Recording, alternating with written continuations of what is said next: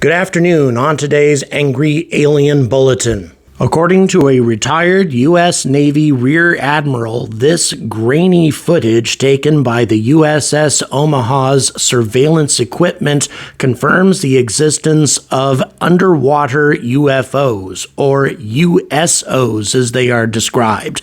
An object that hovered above the waves for a time, demonstrated maneuvering capabilities that defy the capabilities of any modern aircraft or helicopters that we have at our disposal, and a vehicle that seemed equally at home in the water as out of the water.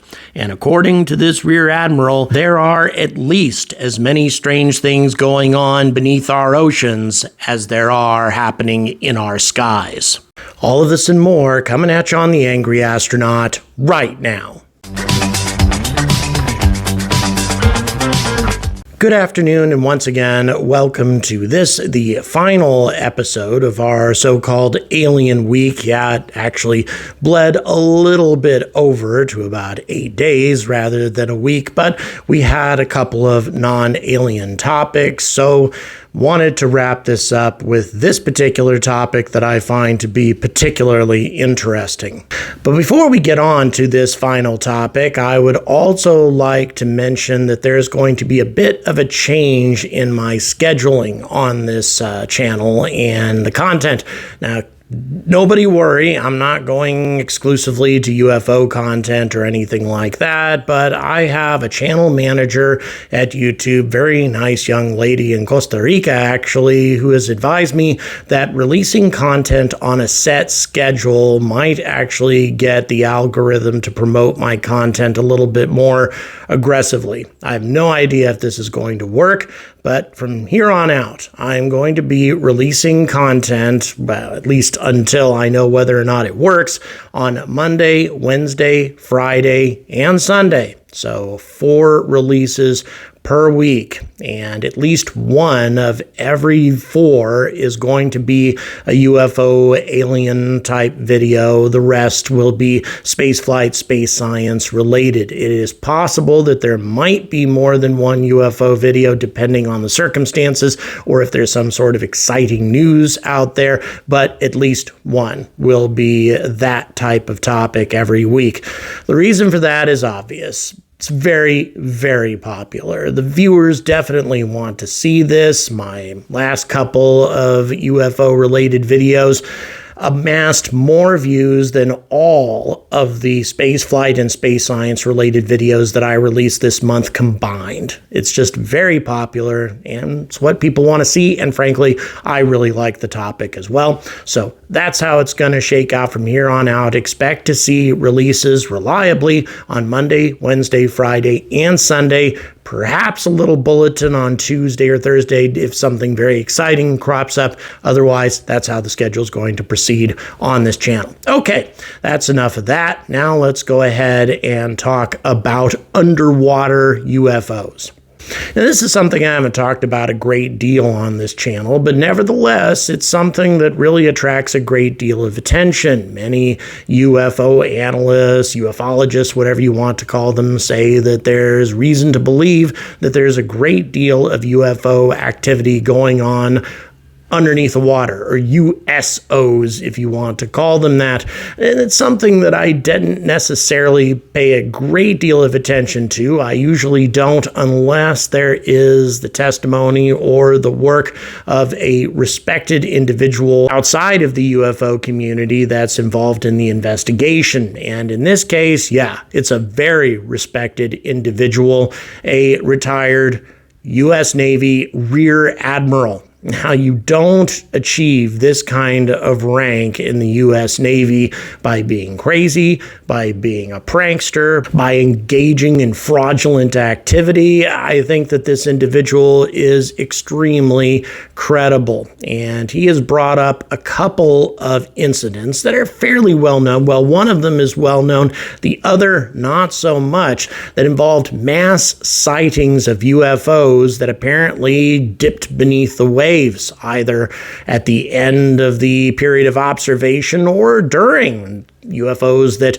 went beneath the waves and then popped back up down beneath the waves again, pop back up. I mean, something really that drones can't do, that at least our conventional military aircraft, helicopters, anything like that, nothing can really do that as far as we know. We're definitely looking at something extremely advanced. And these sightings involve many, many witnesses on the ships involved, and also they involve radar tracking, they involve infrared observation equipment confirming their existence. I mean, there is a lot of evidence to confirm that whatever happened, whatever was reported by the sailors on these particular ships, well, they were reporting something real.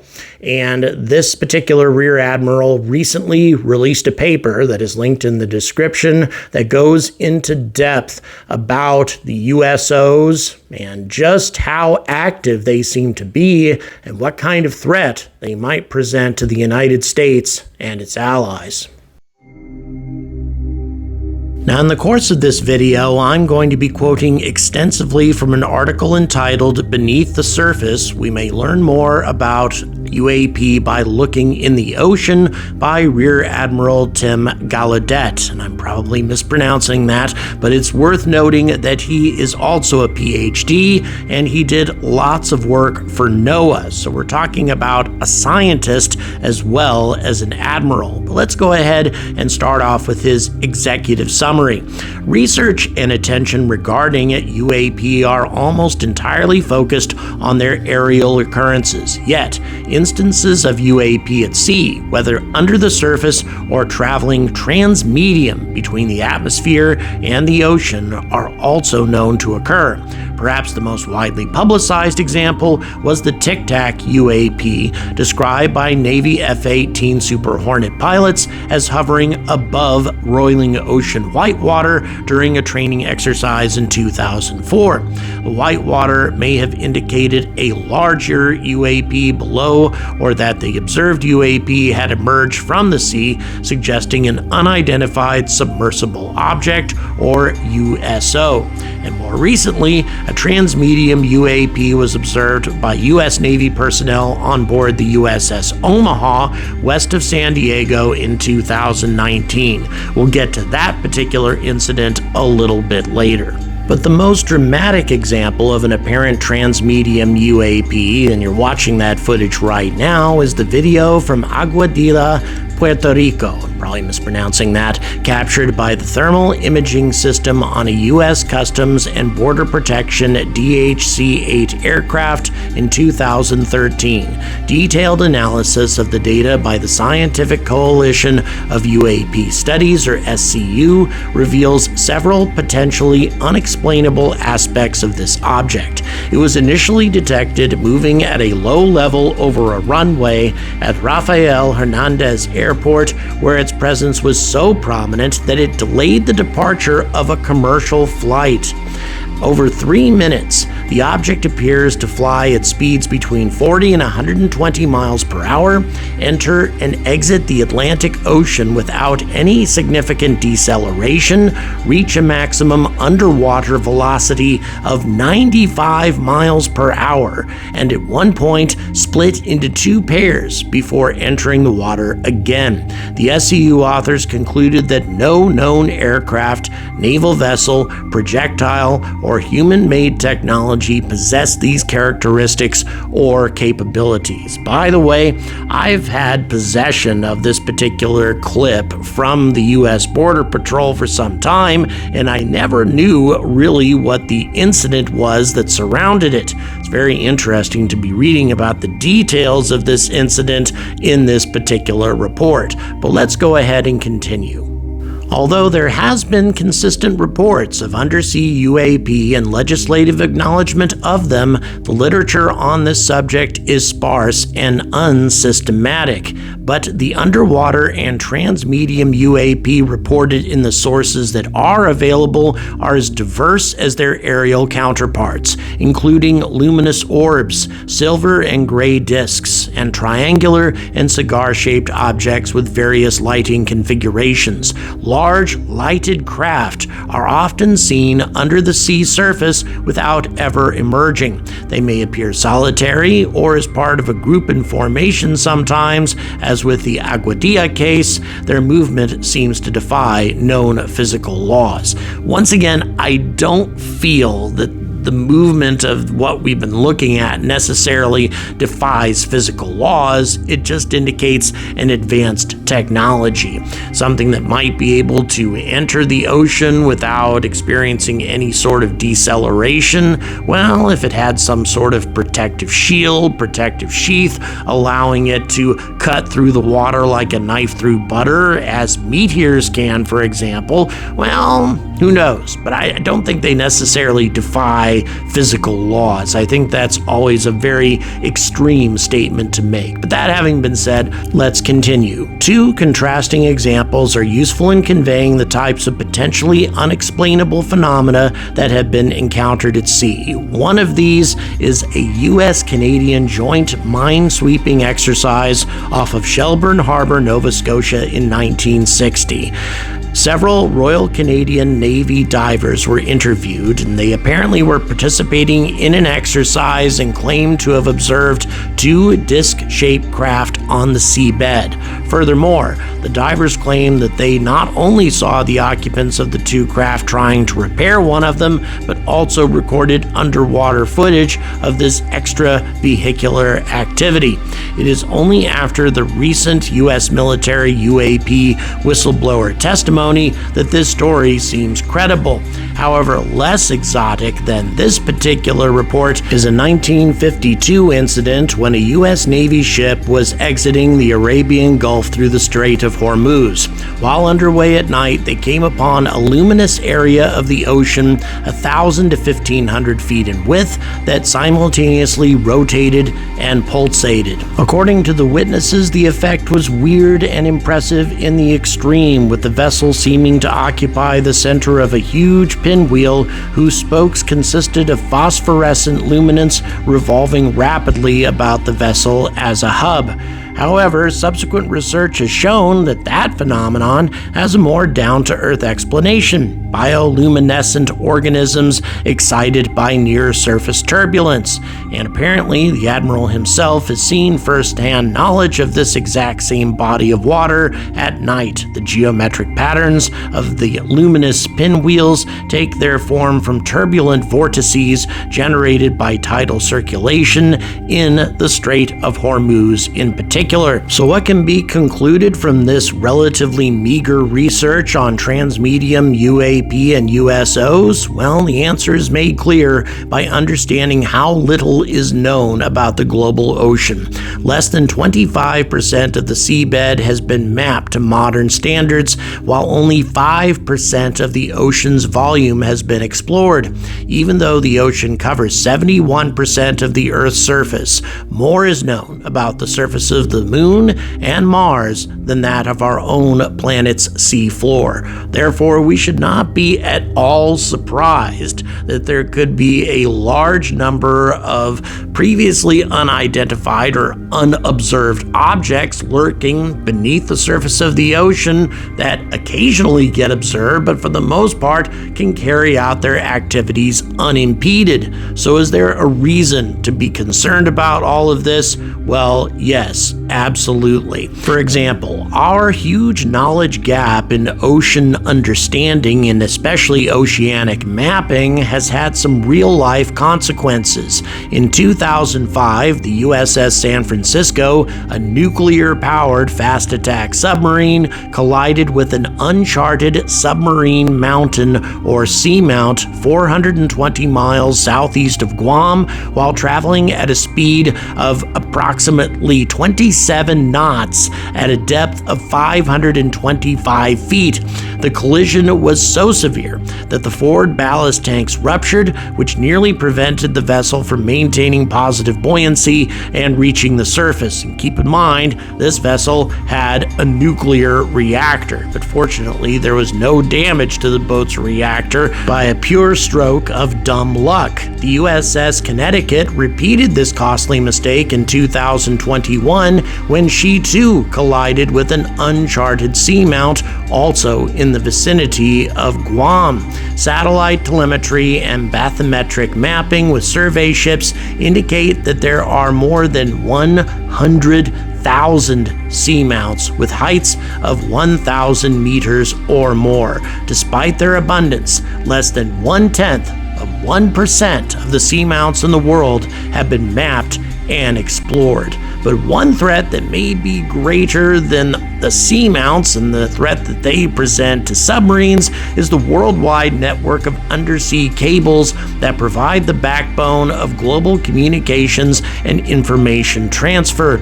This vast complex of seabed infrastructure underpins global commerce, military readiness, and logistics, and the internet itself. Most Americans mistakenly think that the internet is primarily supported by satellites in space. Approximately 95% of the world's communications are transmitted through this spider web of roughly 500 fiber optic lines laid across the seafloor. They come ashore in just a few remote coastal locations and often have minimal protection. Russia has begun probing Atlantic undersea cables as the weak underbelly of U.S. national security, and China has sabotaged some, running to Taiwan as part of its wider campaign to become the dominant maritime power of the 21st century. All of these potential threats, and yet the amount of effort and the amount of money that's being invested to truly map and truly understand all of the details of the ocean floor and the potential threats that may lurk there is receiving minimal support, minimal priority at best. So you can understand why the Admiral is so concerned about all of this. And perhaps the most compelling example of all, at least as far as compelling mass sightings of UFOs are concerned, is the incident that took place on July 15th of 2019 with the USS Omaha. But before I talk about that, I would like to thank John Wright, my latest Patreon supporter. Thank you so much for joining my growing family of supporters on Patreon. It makes a big difference to what I can do on this channel, and plus you'll get exclusive content, early release content, all sorts of benefits for being a member, and it costs as little as 10 cents a day. If you're interested in joining, all of the details are in the description. So the USS Omaha on July 15th allegedly encountered as many as 15 UFOs swarming around the ship.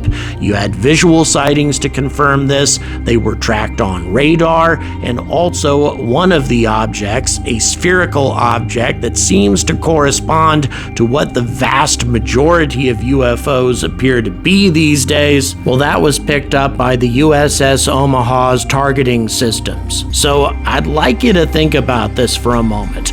We're talking about a UFO encounter that was observed by dozens of sailors. The USS Omaha has a crew complement of 40 sailors plus up to 35 additional crew that are mission specific. On top of that, the USS Omaha is a very modern ship designed for asymmetric warfare. In other words, it is a reconnaissance ship designed to protect the coastline of the United States with the most sophisticated tracking systems, the most sophisticated surveillance systems that the U.S. military has at its disposal.